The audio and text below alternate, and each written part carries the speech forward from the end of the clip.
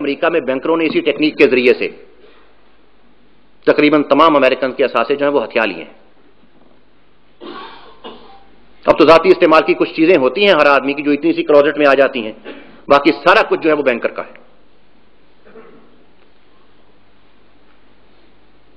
مزید جو یہاں پر انہوں نے تبدیلیاں پیدا کی ہیں، اس کا تعلق اگر WTO کے ساتھ ملا کر دیکھا جائے تو صاف پتہ چلتا ہے کہ وہ حکومتوں کے اختیار سے یہ جو کرنسی، یہ کاغذ کے جو ٹکڑے ہیں،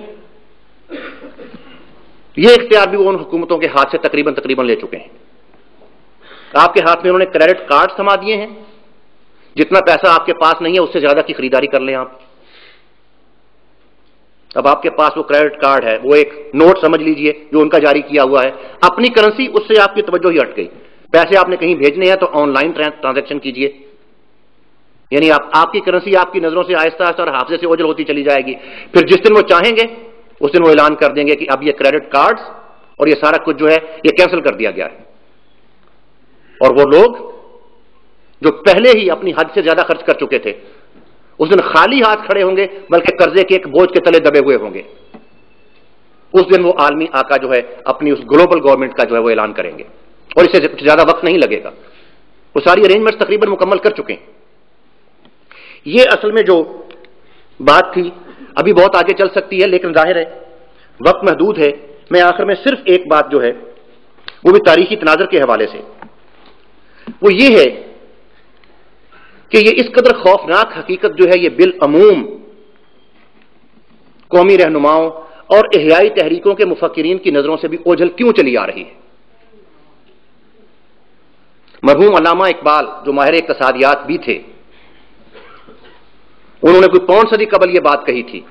بینکاری نظام کے بارے میں بات کرتے انہوں نے یہ کہا تھا، تا تہو بالا نہ گردد ای نظام، دانش و تہذیب و دین سودائے خام. دانش و تہذیب کے ساتھ انہوں نے دین کو بھی بریکٹ کر دیا ہے سودائے خام کے طور پر. تو کیا یہ صرف ایک شعری مبالغہ آرائی ہے، یا یہ کہ یہ منی اور بینکنگ اور اقتصادیات جو ہے یہ اصل میں ایک پیچیدہ سائنس کی صورت اختیار کر گئی ہے؟ اس لیے ہمارے وہ مفکرین اور دانشور اور وہ رہنما جو ہیں ان کی نظر یہاں تک نہیں آ سکی کہ یہ دانش و تہذیب کے ساتھ ساتھ اقبال نے جو دین کو بھی سودائے خام قرار دیا کہ یہ بھی انسانیت کے مسائل حل نہیں کر سکے گا جب تک اس مورچے کو سب سے پہلے توڑ پھوڑ کر برباد نہ کیا گیا. اس بات پر غور کیا جانا چاہیے، ورنہ وہ ہماری ساری مسائی جو ہے اس ضمن میں کہیں ایسا نہ ہو کہ وہ صرف اندھیرے میں تیر چلاتے بڑے خلوص و اخلاص کے ساتھ اندھیرے میں تیر چلاتے چلے جانے پر ہی وہ منتج ہو جائے. میں آپ حضرات کا بہت شکریہ ادا کرتا ہوں کہ بہت صبر کے ساتھ آپ نے اور بہت توجہ کے ساتھ یہ ساری بات سنی ہے، اور میں اللہ تعالیٰ سے دعا بھی کرتا ہوں کہ ہمیں وہ بصیرت اللہ تعالیٰ عطا فرما دیں جس کے ذریعے سے دین کا غلبہ، اس کے لیے جدوجہد کرنے والے اور اس کا خواب دیکھنے والے لوگ جو ہیں اس بصیرت کی روشنی میں اپنا آئندہ سفر جو ہے وہ طے کر سکے. آپ حضرات کا بہت بہت شکریہ. میں ڈاکٹر طاہر ابرار صاحب کا بہت مشکور ہوں. انہوں نے بہت ہی عمدگی کے ساتھ، جامعیت کے ساتھ اس سودی نظام کی ہلاکت خیزی کو ہم پر واضح کیا ہے. یہاں یہ میں عرض کر دوں کہ ہو سکتا ہے بعض لوگ یہاں بیٹھے ہیں ان کا تعلق بینکنگ کے شعبے سے ہے، انہیں یہ احساس ہو کہ یہ پکچر کی ایک سائیڈ ہے جو نامکمل ہے، لیکن حقیقت یہ ہے کہ جو کچھ بھی بیان کیا ہے اس کے بارے میں یہ جان لیجئے کہ جو کچھ ظاہری طور پر ایک چمک دمک نظر آتی ہے اور انڈسٹری اور اس قسم کی چیزوں میں جو بینکنگ کا ایک فائدہ نظر آتا ہے وہ ایک فائدہ ہے، اس کا ایک جو ہے جزوی پہلو ہے. لیکن جس قسم کی جکڑ بندی میں بالآخر جو ہے ہمیں جکڑ دیا جاتا ہے اور یہ نظام جس طریقے سے جو ہے چھا جاتا ہے اور ایک جو ہے پورا کنٹرول کرنے کا جو نظام قائم ہو جاتا ہے، اس کے حوالے سے ان کا یہ جو بھی بیان ہے اور انہوں نے جو بھی اتنی وضاحت سے بات رکھی ہے اس میں کوئی شک نہیں ہے. یہی وجہ ہے کہ آج ہماری صورتحال باوجود اس کے کہ ہم بہت سے حوالوں سے امپروو کر رہے ہیں، ڈیولپمنٹ ہے، انڈسٹریلائزیشن ہے، سب کچھ ہے، اس کے باوجود حال یہ ہے کہ خود مکتفی نہیں ہے، ہمارے پاس اپنا کچھ نہیں ہے. اور اسی طریقے سے ہمارے ہاں جو ہے ایک غربت کا احساس لوگوں کے اندر اور ایک بے چینی کا احساس جو ہے بڑھتا چلا جا رہا ہے. تو بہرحال یہ دونوں باتیں جو ہے اپنی جگہ ہیں. انہوں نے جو بات وضاحت کی ہے جس کی وہ ایک حقیقت ہے، اور اس کے لیے ظاہری سی بات ہے چھوٹا سا فائدہ یا تھوڑا فائدہ اس کے سامنے جو ہے وہ کوئی زیادہ اہمیت نہیں رکھتا. اب میں آج کے دوسرے مقرر کو دعوت دیتا ہوں. ہمارے دوسرے مقرر ہیں پروفیسر میاں محمد اکرم صاحب. ان کا تعلق یہیں لاہور سے ہے.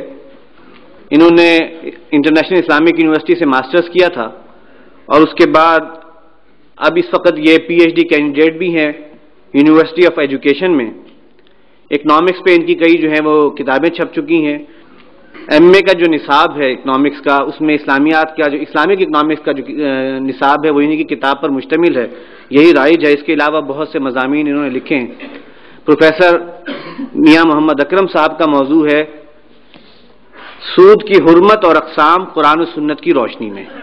تو اب چونکہ ہم نے سود کی جو ہے ہلاکت خیزی کا معاملہ سمجھ لیا، تو اللہ تعالیٰ نے جس چیز کو حرام ٹھہرایا ہے اب اسے سمجھنے کی ضرورت ہے کہ وہ کن الفاظ کے ساتھ کس انداز سے وہ چیز حرام کی گئی ہے. تو اب میں دعوت دیتا ہوں پروفیسر میاں محمد اکرم صاحب کو تشریف لائیں. نحمدہ و نصلی علی رسولہ الکریم. اما بعد فاعوذ باللہ من الشیطان الرجیم. بسم اللہ الرحمن الرحیم.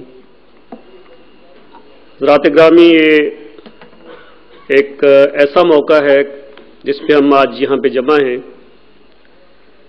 کہ سود کے حوالے سے جو ایک پیش رفت ملک میں جاری تھی، اس پیش رفت کے اندر بہت حد تک کمی آئی، اور یہ موضوع جو ہے پس منظر میں چلا گیا.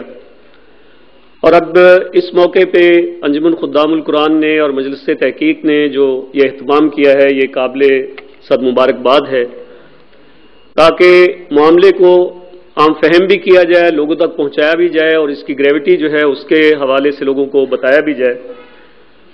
تو انشاءاللہ العزیز اس مجلس کے نتیجے میں آئندہ کے لیے بھی مزید مجالس کی راہیں کھلیں گی، اور اس کے نتیجے میں انشاءاللہ العزیز یہ لوگوں کے اندر معاملے کی گریوٹی جو ہے اس کا احساس بھی پیدا ہوگا. اور میں سمجھتا ہوں جہاں مجھے موقع ملتا ہے کہ بات کرنے کا، کہ اس موضوع پہ بہت ہی زیادہ عامت الناس کے اندر بات کرنے کی ضرورت ہے. لوگ عام طور پہ ان کو معلوم نہیں ہے کہ صورتحال کیا ہے، قرآن و حدیث کی تعلیمات کیا ہیں، اور اس کے نقصان دہ اثرات کیا ہیں. تو اس طرح کی مجالس جتنی بھی زیادہ منعقد کی جائیں اس کی ضرورت جو ہے ہر طرح اپنی جگہ پہ موجود ہے.